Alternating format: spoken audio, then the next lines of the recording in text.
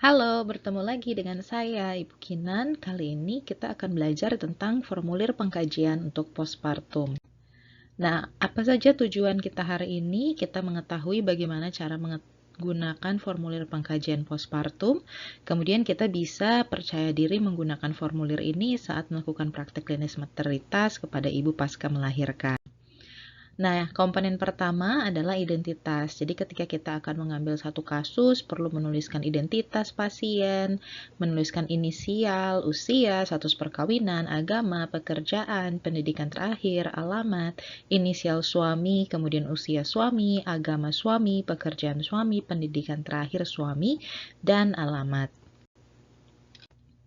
Berikutnya kita mengkaji pasien, mengkaji apa data subjektif atau apa yang menjadi keluhan utama. Silahkan tuliskan keluhan utama yang sesuai dengan kondisi ibu saat ini, yaitu ibu adalah ibu pasca melahirkan. Boleh dituliskan ibu melahirkan anak keberapa, kemudian berapa lama masing-masing proses melahirkannya, kemudian bagaimana proses melahirkannya, apakah per vaginam atau dengan operasi sesar. Berikutnya kita mengkaji riwayat menstruasi ibu. Tanyakan dan isi sesuai dengan data yang dimiliki oleh ibu. Kita mencoba menggali riwayat haid pertama ibu terjadi pada usia berapa, kira-kira di tahun berapa kalau ibu tidak mengingat umurnya pada saat itu. Kemudian tanyakan siklusnya berapa hari, apakah 28 hari, 26 hari, atau 30 hari. Kemudian berapa banyaknya, jadi kita tanyakan hari pertama, hari kedua, hari ketiga, dan hari keempat, dan hari kelima itu seperti apa. Lalu apakah ibu mengalami dismenorea, apakah sulit, kemudian ada rasa nyeri. Kemudian apakah ibu mengalami keputihan, kemudian jelaskan jenisnya seperti apa, warnanya seperti apa, berbau atau tidak. Lalu tanya juga apakah ibu memiliki hemoroid, begitu juga derajatnya seperti apa dan lokasinya, apakah merasa nyeri atau tidak, apakah BAB-nya sering berdarah atau tidak. Lalu perlu ditanyakan juga apakah hemoroid ini sudah ada sejak lama atau baru muncul saat ibu sudah hamil atau sudah punya anak, karena nanti biasanya kalau munculnya pada saat hamil sesudah pasca melahirkan hemoroidnya akan menghilang. Berikutnya bertanya tentang riwayat kehamilan, perjalinan, dan nifas, termasuk kehamilan sekarang. Jadi kalau ini adalah kehamilan ketiga, berarti di nomor 1, kedua, dan ketiga akan ada data mengenai anak-anak ibu. Nah, kalau misalnya di antara itu ada yang mengalami abortus, bisa juga dituliskan. Jadi memang dituliskan sesuai dengan riwayat yang dimiliki oleh ibu.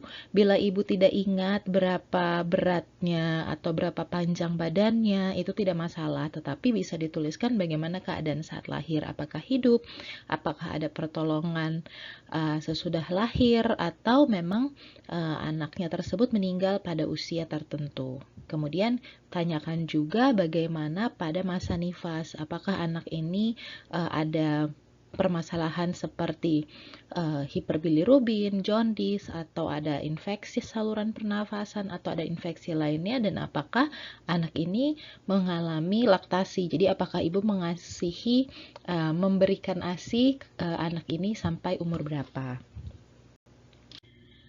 Berikutnya mengenai penyakit sistemik yang pernah diderita ibu. Jadi tuliskan semua riwayat penyakit sesuai dengan ibu. Apakah ada penyakit jantung, ginjal, asma, hepatitis, DM, hipertensi, epilepsi, atau penyakit lainnya. Misalnya gatal-gatal atau penyakit lainnya misalnya tulang belakangnya tidak lurus, ada skoliosis, silahkan tuliskan sesuai dengan yang dimiliki oleh ibu.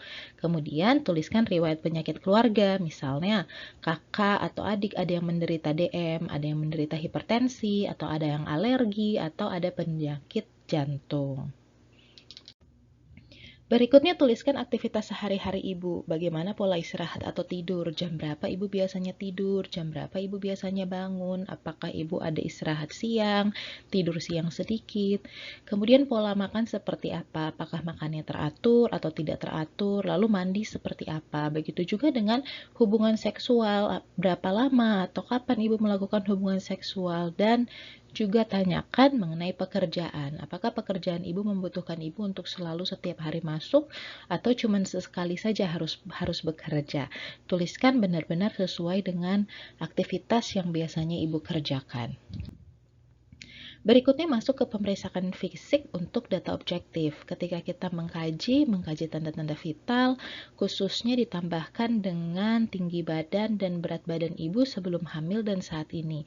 Begitu juga dengan Lila, dituliskan berapa sentimeter. Kemudian dituliskan juga bila kita mengkajinya pada jam berapa. Jadi dituliskan dalam tabel pengkajian tanda vital jam berapa hasilnya, kemudian 4 jam atau 6 jam kemudian berapa hasilnya. Jadi ada data tanda vital yang sesuai dengan saat kita melakukan pengkajian kepada pasien.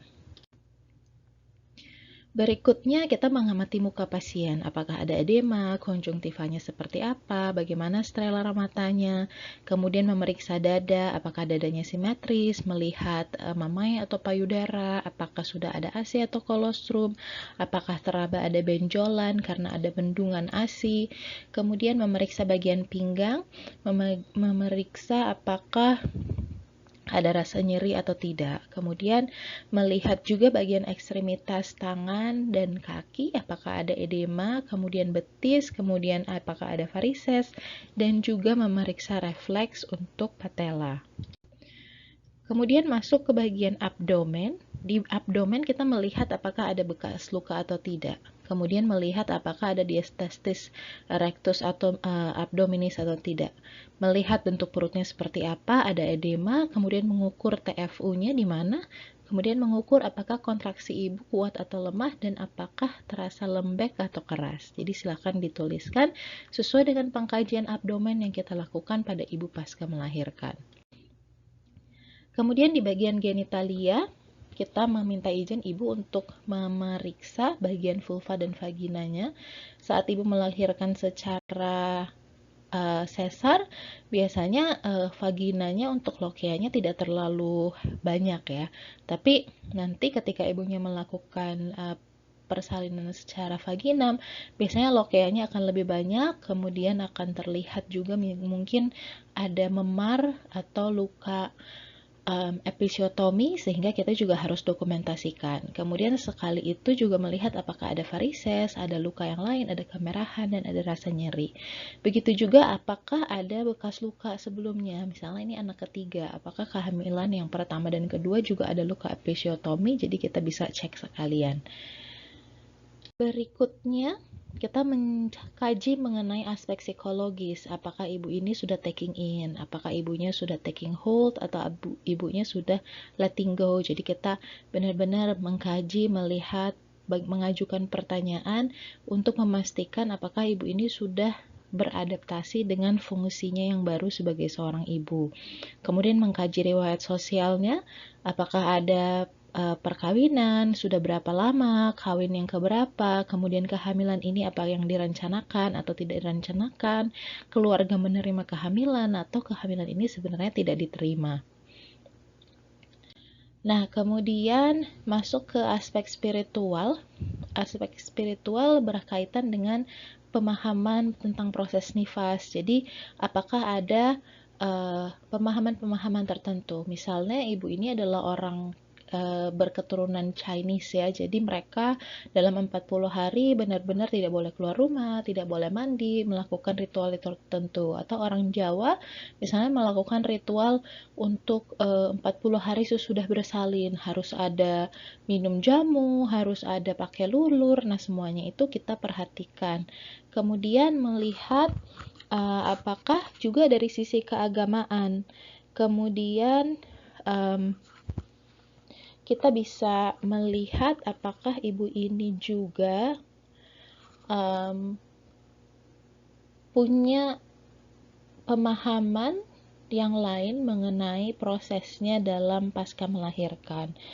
Nah, ini kita bisa tuliskan di sini. Kemudian kita bisa juga menuliskan tentang hasil pemeriksaan laboratorium, dituliskan di dalam tabel berapa nilai hemoglobin, golongan darah, hematokrit, dan resusnya, atau misalnya ada pemeriksaan-pemeriksaan yang lain yang dilakukan kepada ibu, bisa juga kita tuliskan di sini.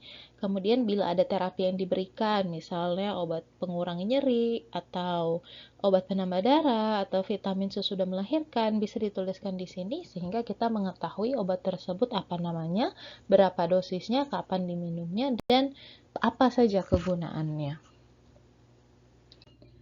Nah, setelah mendapatkan semua data, kita bisa menuliskan analisa data. Analisa data ini bentuknya dalam tabel, terdiri dari data subjektif, data objektif, etiologi, dan masalah keperawatan. Perhatikan bahwa kita harus menuliskan nursing diagnosis pada akhirnya dengan format problem, etiologi, symptoms. Jadi pastikan semua data objektif dan subjektif yang ada di dalam tabel analisa data ini tercantumkan di formulir-formulir di halaman sebelumnya. Jadi kita mengambil dari masing-masing bagian dari masing-masing aspek. Contoh misalnya, kehamilan ini tidak direncanakan dari perkawinan yang kedua.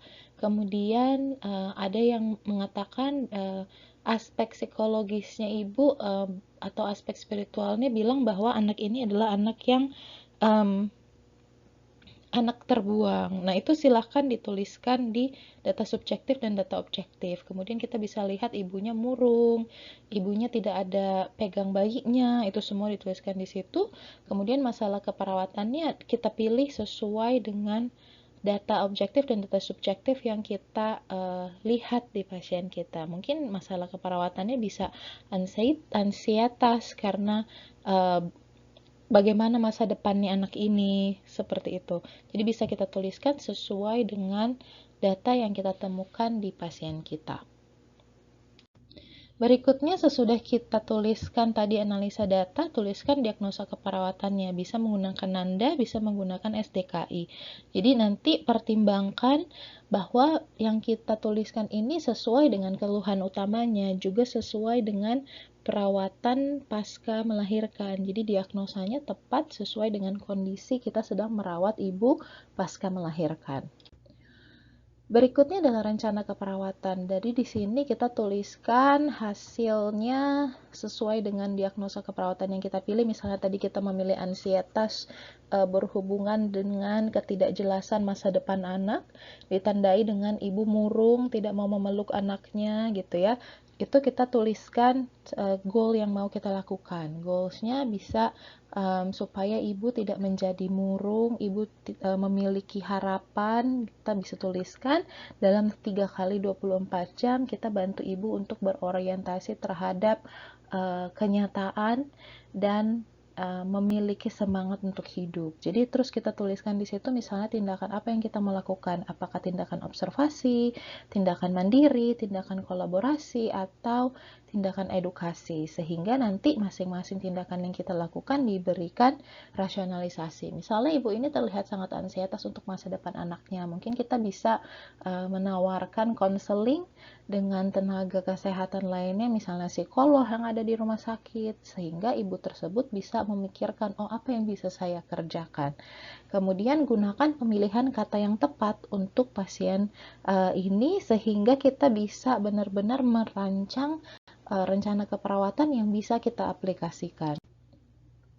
Berikutnya untuk implementasi keperawatan menyesuaikan dengan tadi yang kita sudah pilih di rencana keperawatan dan gunakan kata-kata dan dokumentasi yang sesuai. Jadi ketika kita melakukan, ya kita tulis di situ tindakan apa yang kita lakukan dan bagaimana respon pasien. Contoh tadi kita mengambil diagnosa ansietas, kita melakukan kolaborasi untuk konseling dengan tenaga psikolog di rumah sakit.